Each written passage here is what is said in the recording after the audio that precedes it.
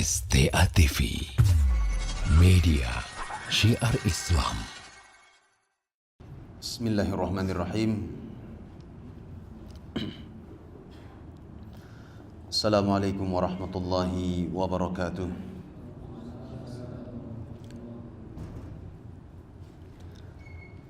Alhamdulillah hamdan katsiran tayyiban mubarakan fihi wa mubarakan alaih.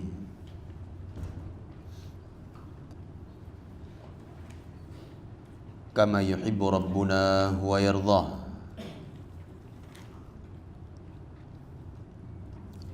Asyhadu an la ilaha illallah wahdahu la syarika lah. Wa asyhadu anna Muhammadan abduhu wa rasuluh.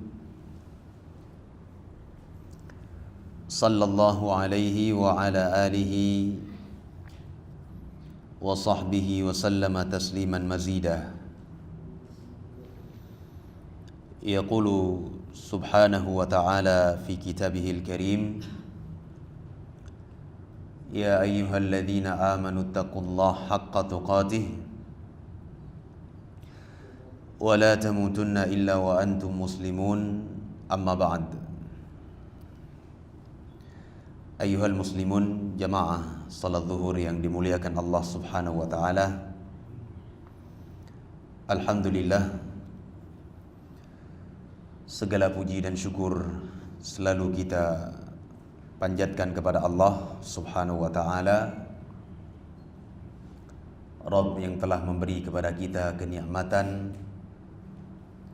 yang telah menganugerahkan kepada kita waktu luang dan kesehatan, yang kemudian kita bisa gunakan semuanya itu untuk beribadah dan meningkatkan ketakwaan kepada Allah subhanahu wa ta'ala. Sehingga nikmat yang seperti ini yang Allah berikan kepada kita hendaknya kita syukuri. Hendaknya kita memperbanyak kalimatus syukur, memperbanyak mengingat Allah Azza wa Jal dan beribadah kepadanya, dengan harapan Allah subhanahu wa ta'ala akan menambah nikmat-nikmatnya untuk kita semuanya. Jamaah yang saya muliakan, kita masih di dalam pembahasan kitab Al-Usulus Sittah, 6 landasan penting di dalam agama kita yang wajib dikenal dan diketahui oleh setiap muslim. Pada pertemuan terakhir kita telah menyebutkan landasan yang kelima,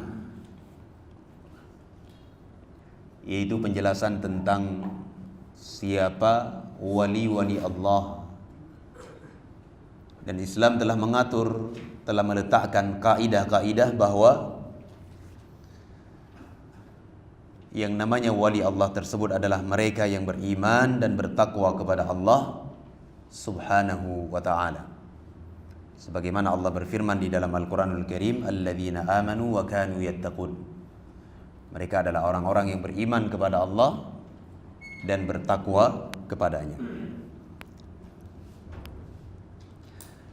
Siang hari ini insyaallah kita akan lanjutkan pada syubhat yang terakhir atau landasan yang terakhir di dalam kitab Al-Usulus Sittah. Yaqulu Syekh rahimahullahu ta'ala, al-aslus sadis,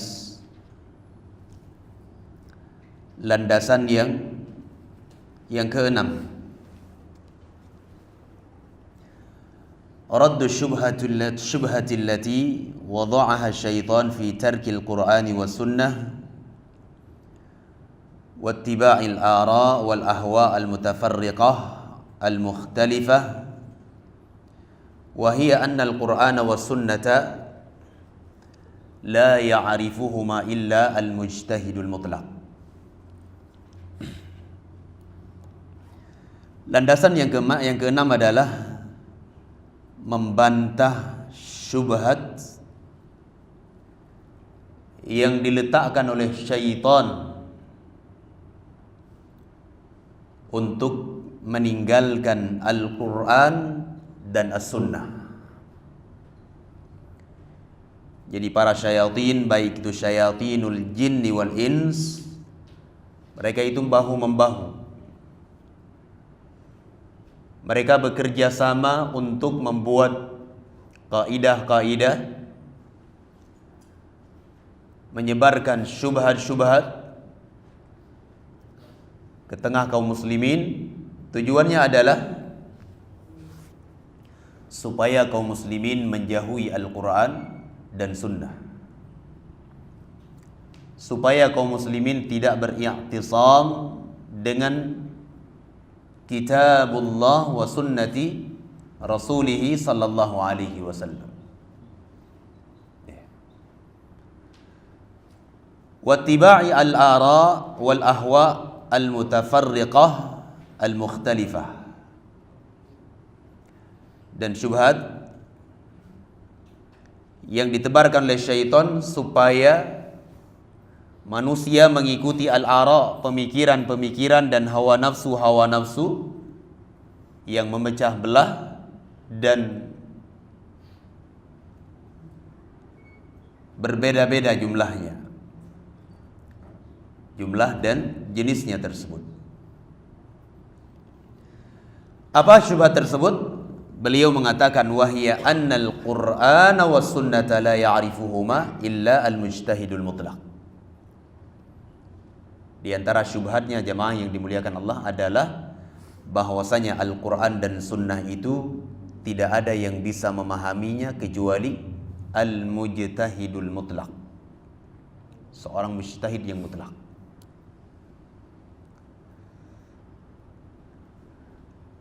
Lalu kata Syekh, wal mujtahidul mutlaq huwa al-mawsufu bi kadza wa kadza awsafan la'allaha la tujadu tamatan fi Abi Bakar wa Umar. Dan al-mujtahid al-mutlaq menurut mereka itu adalah seseorang yang disifati dengan demikian dan demikian, sifat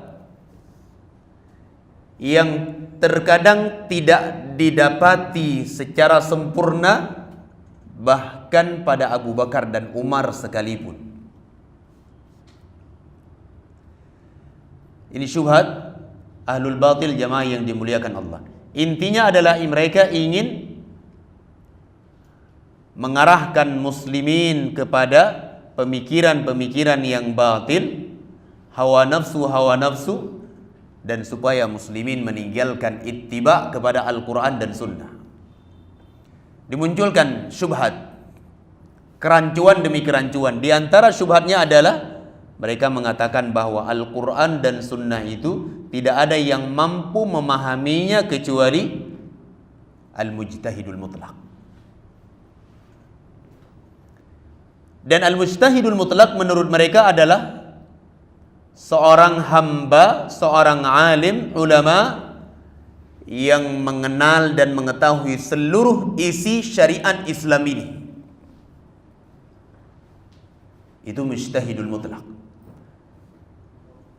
Jadi mereka syaratkan yang bisa memahami Al-Quran itu adalah al-mujtahidul mutlaq, orang yang faham seluruh isi Al-Quran, orang yang faham seluruh isi sunnah Nabi alaihi salatu wassalam. Nah, kata Syekh rahimahullahu ta'ala, sifat yang seperti ini tidak didapati secara sempurna bahkan pada Abu Bakar dan Umar sekalipun. Kenapa demikian? Karena para ulama sekaliber sahabat Nabi ridwanullah alaihim, baik itu Abu Bakar, Umar, Uthman ibn Affan, Ali bin Abi Talib, Abdullah bin Abbas dan yang lainnya dari para sahabat, terkadang mereka mengetahui sebuah ilmu dari Nabi sallallahu alaihi wasallam dan tersembunyi ilmu tersebut kepada sebagian mereka yang lainnya. Ini hal yang ma'ruf. Bahkan datang dalam sebuah riwayat dijelaskan bahwa Abdullah ibnu Abbas radhiyallahu anhuma, kalau beliau mendengar ada sebuah hadis Nabi sallallahu alaihi wasallam yang dibacakan dan hadis tersebut belum pernah beliau dengarkan, dari Rasulullah sallallahu alaihi wasallam, beliau datang kepada sahabat yang mendengar hadis dari Nabi tersebut. Beliau tunggu di depan pintu rumahnya. Suatu hari beliau datang ke rumah orang tersebut yang mendengar hadis dari Nabi sallallahu alaihi wasallam. Beliau dapati orang itu sedang tertidur di siang hari, qailulah. Ditunggu oleh Abdullah bin Abbas radhiyallahu anhu. Sampai kepala beliau tersebut tertutupi dengan debu, dengan pasir. Beliau bersabar menunggu. Sampai orang tersebut membuka pintu rumahnya, beliau lihat ada Abdullah bin Abbas di hadapan rumahnya. Beliau mengatakan, kata orang tersebut, apa gerangan kedatangan engkau wahai Abdullah bin Abbas ke rumah? Baru kemudian Abdullah bin Abbas mengatakan bahwa beliau mendengar bahwa orang tersebut dia memiliki hadis Nabi sallallahu alaihi wasallam yang ia dengar dari Rasulullah sallallahu alaihi wasallam. Lalu orang itu mengatakan, kenapa engkau tidak utus seseorang kepadaku, kemudian aku akan datangi engkau wahai Abdullah bin Abbas? Abdullah bin Abbas radhiyallahu anhu mengatakan pada waktu itu, aku lebih berhak untuk mendatangi kamu. Coba lihat, perhatikan bagaimana para salafus salih, ulama. Dan yang menjadi syahid yang kita sebutkan di sini adalah ada ilmu yang diketahui oleh sebagian sahabat dan ada ilmu ataupun hadis yang tidak diketahui oleh sahabat yang lainnya. Sehingga jamaah yang dimuliakan Allah, upaya untuk menjauhkan umat dari Al-Quran dan Sunnah dengan alasan bahwa tidak ada yang bisa memahaminya kecuali al-mujtahidul mutlaq, ini adalah merupakan syubhat terbesar yang ditebarkan oleh para syayatin al-jinni wal ins. Dan hal-hal yang seperti ini banyak sekali. Ada di antara syubhat ditebarkan adalah kitab-kitab besar seperti Sahih Al-Imam Al-Bukhari dengan syarah Al-Imam Ibnu Hajar Al-Asqalani Fathul Bari, Al-Minhaj syarah Sahih Al-Imam Muslim, karya Al-Imam Asy-Syafi'i rahimahullahu ta'ala. Terkadang ini ditebarkan di tengah umat, gak ada seorang pun hari ini yang mampu membuka kitab tersebut. Hari ini tidak ada lagi orang yang mampu membuka Sahih Bukhari, tidak ada orang yang mampu membuka Sahih Muslim, tidak ada yang mampu mengkaji kitab Al-Um tersebut. Padahal di dalam kitab Al-Um tersebut, disitulah induk dan rujukan ulama Asy-Syafi'iyah. Namun diupayakan untuk ditutup dengan syubhat tadi, jamaah yang dimuliakan Allah. Sehingga jamaah yang dimuliakan Allah, yang terjadi di tengah-tengah umat adalah umat ini terhalangi dari ilmu, terhalangi dari Al-Quran dan Sunnah Nabi sallallahu alaihi wa ala alihi wa sahbihi wasallam. Sehingga syubhat yang murahan seperti ini dijawab oleh para ulama bahwa tatkala mereka mengatakan Al-Quran dan Sunnah itu tidak ada yang mampu memahaminya kecuali al-mujtahidul mutlaq, dijawab dan dijelaskan oleh para ulama bahwa di sana ada ayat-ayat Al-Quranul Karim ataupun yang lebih dikenal dengan ayatun muhkamat. Ayat-ayat tersebut mampu difahami walaupun oleh seorang mukmin ataupun muslim yang awam sekalipun. Dia mampu memahaminya. Ada ayat-ayat di sana, seorang muslim yang awam ketika dia baca ataupun dibacakan untuknya, dia langsung faham apa arah ayat tersebut.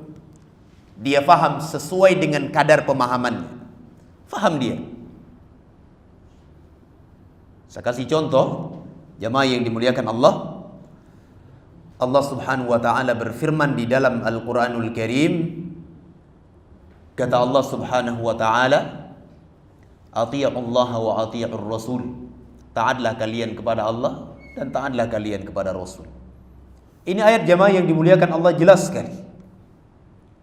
Ayat-ayat yang muhkam, mudah sekali difahami walaupun orang awam yang pemahamannya tersebut rendah. Dia faham. Dia yang mengerti dengan ayat tersebut. Ini pertama. Kemudian yang kedua, di sana ada ayat-ayat Al-Qur'anul Karim yang tidak mengenal dan mengetahui pemahamannya secara terperinci kecuali para ulama. Ada di sana ayat-ayat yang butuh penjelasan para ulama lebih detail dan lebih terperinci lagi. Nah, ketika keadaannya seperti ini jamaah yang dimuliakan Allah, kita ini dituntut untuk kembali kepada para ulama, bukan kemudian kita tinggalkan ayat dan hadis-hadis tersebut. Bukan kemudian ketika kita nggak faham, saya tidak faham dengan ayat ini, saya tidak faham dengan hadis ini, sudahlah kita tinggalkan aja. Tidak demikian jemaah yang dimuliakan Allah. Yang harus kita lakukan adalah kita belajar, duduk bersimpu di hadapan para ulama, mengkaji ilmu dari mereka, mempelajari satu persatu dari ayat-ayat Allah dan hadis-hadis Nabi tersebut, sehingga yang tadi tidak kita fahami, bisa kita fahami dan terbuka wawasan kita untuk mengenal ayat-ayat tersebut, bukan kemudian ditinggalkan. Ini keadaan yang kedua. Kemudian yang ketiga jamaah yang dimuliakan Allah, di sana ada ayat-ayat Al-Qur'anul Karim di mana ayat tersebut tidak ada yang mengetahui maknanya kecuali Allah Subhanahu wa ta'ala. Nah, ketika keadaannya seperti ini, sudah kembalikan kepada Allah Subhanahu wa ta'ala. Saya kasih contoh. Allah Subhanahu wa ta'ala berfirman di dalam Al-Qur'anul Karim, Alif Lam Mim, Alif Lam Ra, dan sebagainya dari ayat Al-Muqatta'ah. Jamaah yang dimuliakan Allah, kita yakin bahwa setiap ayat yang diturunkan oleh Allah Azza wa Jal itu semua ada maknanya. Tidak ada yang sia-sia diturunkan oleh Allah Azza wa Jal. Namun giliran dengan ayat yang seperti ini Allah tidak gambarkan kepada kita, Rasulullah tidak jabarkan kepada kita maknanya tersebut. Apa yang harus kita lakukan? Serahkan urusan ini kepada Allah Subhanahu wa ta'ala. Dan yang sangat aneh, terkadang ayat-ayat yang tidak datang penjelasan dari Allah Azza wa Jal, justru ini yang ditafsirkan. Ini lebih aneh lagi. Ayat-ayat yang jelas, gamblang, baik dikenal, diketahui dengan membacanya ataupun dengan penjelasan para ulama, ditinggalkan, dijauhkan umat darinya. Ayat-ayat Al-Muqatta'ah seperti Alif Lam Mim Kaf Ha Ya Ain Shad ini, justru ini yang ditafsirkan. Makna ayat ini, makna huruf ini begini. Dari mana kita tahu? Kalau bukan Allah Subhanahu wa ta'ala dan Rasulnya yang menjelaskan. Jadi jamaah yang dimuliakan Allah, manusia ini terhadap ilmu Al-Quran dan Sunnah, kata para ulama, itu ibarat apa? Sebuah wadi. Tahu wadi ya? Lembah antara gunung dengan gunung. Nah, itu namanya wadi. Dijelaskan oleh para ulama, yang namanya wadi tersebut jamaah yang dimuliakan Allah, ia akan menampung air sesuai dengan kedalaman dan luasnya wadi tersebut. Sesuai. Semakin besar wadi tersebut, semakin besar pula debit air yang bisa ditampung di dalam wadi tersebut. Semakin kecil lembah tersebut jamaah yang dimuliakan Allah, semakin kecil pula kadar air yang bisa tersimpan di tempat tersebut. Demikianlah manusia. Saya kasih contoh misalnya, di negeri kita ini ada danau Toba. Dan itu asalnya adalah wadi jamaah yang dimuliakan Allah, antara gunung dengan gunung. Besar areanya tersebut sehingga bisa menampung air jauh lebih besar dibandingkan danau yang ada di Aceh, Laut Tawar. Demikian keadaan kita jamaah yang dimuliakan Allah terhadap Al-Quran dan Sunnah Nabi Sallallahu Alaihi Wasallam. Seorang yang awam dia memahami Al-Quran tersebut sesuai dengan rendahnya pemahaman dia. Orang yang muta'allim, seorang penuntut ilmu, dia bisa memahami Al-Quranul Karim sesuai dengan kadar ilmu yang ia pelajari di dalam majelis-majelis ilmu. Seorang ulama, ia mengetahui kadar ilmu sesuai dengan keilmuan yang mereka miliki. Demikian seterusnya jamaah yang dimuliakan Allah. Bukan kemudian ditinggalkan ayat-ayat tersebut karena dengan alasan enggak ada yang memahami ayat-ayat ini kecuali al-mujtahidul mutlaq. Al-mujtahid al-mutlaq yang dimaksudkan jamaah yang dimuliakan Allah tidak didapati secara sempurna walaupun pada Abu Bakar dan Umar, manusia terbaik setelah para nabi dan rasul. Kalau pada Abu Bakar dan Umar saja tidak ada hal yang seperti ini, bagaimana dengan yang selain mereka? Tentunya jamaah yang dimuliakan Allah, hendaknya kita memperhatikan hal-hal yang seperti ini. Wa qala Syekh rahimahullahu taala, fa in lam yakunil insanu kadzalika falyu'rid anhuma fardhan hatman la syakka wala iskala fihi. Wa man talaba al-huda minhuma fahuwa imma zindiq aw majnun li ajli su'ubati fahmihima. Mereka mengatakan di antara syubhatnya jamaah yang dimuliakan Allah, setelah mereka mengatakan bahwa Al-Quran dan Sunnah itu tidak ada yang bisa memahaminya kecuali al-mujtahidul mutlaq. Jadi kalau seorang insan tidak demikian keadaannya, dia bukan seorang yang mujtahid al-mutlaq, apa yang harus dia lakukan? Ia harus berlepas diri dan menjauhi Al-Quran dan Sunnah tersebut. Ia harus tinggalkan. Na'udzubillah. Ini syubhat murahan jamaah yang dimuliakan Allah. Ini yang harus kita sampaikan kepada umat. Jangan sampai umat kaum muslimin justru terbentengi dari mengenal Al-Quran dan Sunnah gara-gara hal yang seperti ini. Mereka mengatakan, coba lihat ini penyimpangan jamaah yang dimuliakan Allah. Wa man talabal huda minhuma fahuwa imma zindiqun aw majnun. Barang siapa yang mencari al-huda, petunjuk dari keduanya, yaitu Al-Quran dan Sunnah, bisa jadi orang tersebut zindiq atau dikatakan sebagai majnun. Zindiq itu adalah keluar dari ketaatan. Al-majnun adalah ma'ruf, gila. Kenapa mereka mengatakan seperti ini? Kata mereka, li ajli su'ubati fahmihima, karena beratnya memahami Al-Quran dan Sunnah tersebut.